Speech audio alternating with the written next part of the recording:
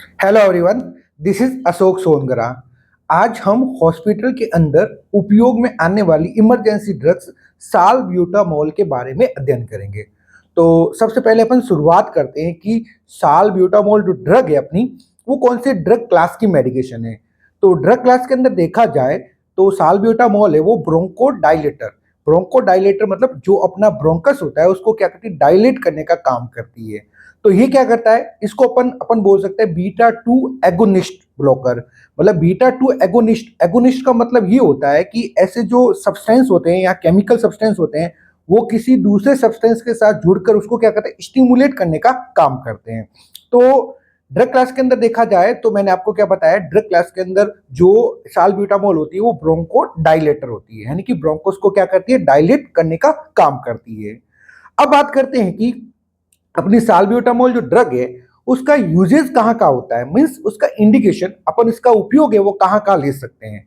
तो उपयोग के अंदर सबसे पहले अगर देखा जाए तो अगर किसी पेशेंट को अस्थमा की कंडीशन हो गई हो तो अस्थमा के अंदर अपन इसका उपयोग है वो कर सकते हैं। दूसरा, अगर सीओपीडी के जो मरीज देखे जाते हैं, यानी कि क्रोनिक ऑब्स्ट्रक्टिव पल्मोनरी डिजीज वाले जो मरीज देखे जाते हैं, तो उस कंडीशन के अंदर भी अपन क्या कर सकते हैं, ये साल्ब्यूटामॉल का उपयोग है वो कर सकते हैं।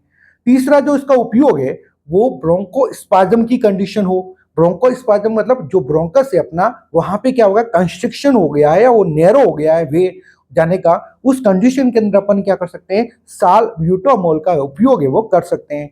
और चौथा, अगर इसका इंडिकेशन देखा जाए, चौथा इंडिकेशन होता है एक्सरसाइज इंड्यूस्ड ब्रोंको कंस्ट्रिक्शन। अब कहीं ऐसे जो मरीज होते हैं, जो या फिर कोई पेशेंट पर्सन होते हैं, वो क्या अगर एक्सरसाइज करें तो ऐसी एक्सरसाइज के कारण क्या क्या हो रहा है, जो ब्रोंकस है, ब्रोंकस क्या हो रहा है, अपना नैरो हो रहा है या ब्रोंको कंस्ट्रिक्शन हो रहा है। तो उस कंडीशन के अंदर अपन क्या कर सकते हैं, ये सालब्यूटामॉल जो ब्रोंको डायलेशन का करने काम करती है उसका उपयोग है वो कर सकते हैं। तो ये क्या होते हैं, इसके इंडिकेशन होते हैं। इंडिकेशन के बाद में अपन थर्ड पॉइंट देखते हैं इसका, कि जो अपनी सालब्यूटामॉल ड्रग है अपनी, उसका मैकेनिज्म ऑफ एक्शन क्या होता है, मीन्स वो किस प्रकार से वर्क है वो करती है। तो वर्क के अंदर ये क्या करती है, it stimulate beta two adrenergic receptor in bronchial smooth muscles. अब ब्रोंकस है अपना, ब्रोंकस के अंदर क्या होती है, ब्रोंकियल स्मूथ मसल्स होती है। तो उस स्मूथ मसल्स के अंदर क्या होता है, बीटा टू एड्रिनर्जिक रिसेप्टर होते हैं, वो स्टिमुलेट होते हैं। तो अगर स्टिमुलेट होंगे तो ये क्या होगा, it leads to bronchodilation. तो ये beta two adrenergic receptor stimulate होकर क्या करता है, ब्रोंकस को क्या करता है, डायलेट करने का काम करते हैं। तो ये क्या होती है, इसकी मैकेनिज्म ऑफ एक्शन होता है। मैकेनिज्म एक्शन के बाद में अपन फोर्थ वन देखते हैं कि भाई जो अपनी जो साल्ब्यूटामॉल ड्रग है वो उसका डोजेस किस प्रकार दिया जाता है। तो डोजेस के अंदर देखा जाए, डोजेस फॉर्म के अंदर देखा है, मतलब किस प्रकार से फॉर्म अवेलेबल होती है। तो इसको अपन इनहालेशन के रूप में भी दे सकते हैं, नेबुलाइजेशन के रूप में भी दे सकते हैं, सिरप के रूप में भी दे सकते हैं, सॉल्यूशन और टैबलेट के रूप में भी दे सकते हैं, और इसके अलावा इंजेक्शन फॉर्म के अंदर भी ये अवेलेबल होती है। तो ये क्या होती है, डोज की फॉर्म होती है, मतलब साल्ब्यूटामॉल इन फॉर्म के अंदर अवेलेबल है वो हो सकता है। अब बात करते हैं कि injection form in emergency condition.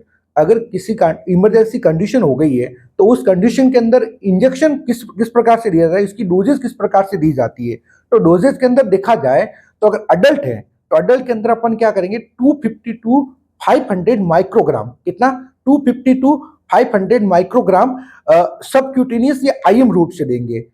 250 से लेकर 500 माइक्रोग्राम या तो आईएम या फिर सबक्यूटेनियस रूट से देंगे, और अपन इसको रिपीट करेंगे एवरी 4 आवर। अगर पेशेंट को अगर नीड है, अगर और ज्यादा अगर इसको नीड है तो अपन इसको रिपीटेड डोज है उसको अपन रिपीट कर सकते हैं एवरी 4 आवरली। तो ये क्या होती है, अडल्ट डोज होती है, ठीक है। अब अडल्ट डोज के बाद अपन देखते हैं कि अपन जो साल्ब्यूटामॉल ड्रग है अपनी, उसको अपन आईवी इन्फ्यूजन किस प्रकार दे सकते हैं। तो आईवी इन्फ्यूजन के अंदर देखा जाए 3 से लेकर 20 माइक्रोग्राम पर मिनट, कितनी डोज देते हैं, 3 से लेकर 20 माइक्रोग्राम पर मिनट, अकॉर्डिंग टू जो उसकी टाइट जो कंडीशन है, या फिर उसको अपन क्या करते हैं, डोज को क्या करते हैं, टाइट्रेट करेंगे रेस्पॉन्स के बेस पर। तो ये क्या होती है, इसकी आईवी इन्फ्यूजन की डोज होती है। आईवी इन्फ्यूजन की डोज कितनी बताई मैंने, 3 से लेकर 20 माइक्रोग्राम पर मिनट, और अपन इसको टाइट्रेट करेंगे अकॉर्डिंग टू रेस्पॉन्स। तो ये क्या होता है, इसका डोजेज होता है। डोजेज के बाद में अपन बात करते हैं कि जो अपन साल्ब्यूटामॉल ड्रग देती है तो उसका साइड इफेक्ट बॉडी के अंदर क्या क्या साइड इफेक्ट अपने को देखने को मिल सकता है। तो साइड इफेक्ट के अंदर सबसे पहले अगर देखा जाए तो ट्रेमर्स हो सकता है मरीज को, यानी कि ट्रेमर्स हो सकते हैं मरीज के अंदर। उसके अलावा पाल्पिटेशन हो सकता है। और third one side effect nervousness देखने को मिल सकता है।